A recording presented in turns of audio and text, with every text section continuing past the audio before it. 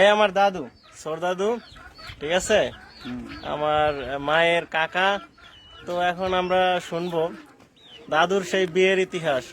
আচ্ছা দাদু, তুমি কত বছর বয়সে বিয়ে করছো? 28 বছর বয়সে। 28?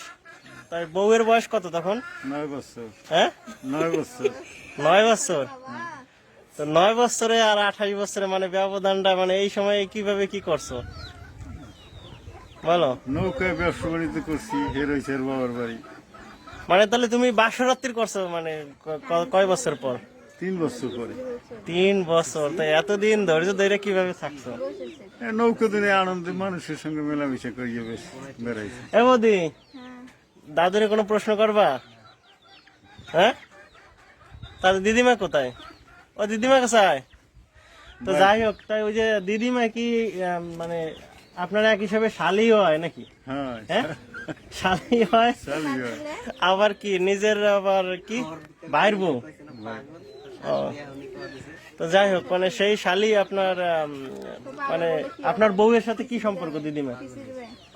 মৌসুতে বোন দুইজন। দুজন বউ নিজের? হ্যাঁ, নিজের আপন। ওরে কায়দা। যাই হোক, তো এই হলো বিয়ের কাহিনী। বিয়ের আর কোনো চমৎকার কোনো কাহিনী আছে আর কি? মানে? হ্যাঁ, এই যে ছোট বয়সে যখন কিছু বুঝতে টুঝতে পারছে কোনো কিছু? না, সব কি বুঝে নাই কিছু। কিছু বোঝে নাই, সব বুঝাইছেন আর কি, কোলে তুলে মানুষ করছে। ঠিক আছে, যাই হোক, তো এই বয়সে যদি এরকম করতে পারতেন কেমন লাগতো?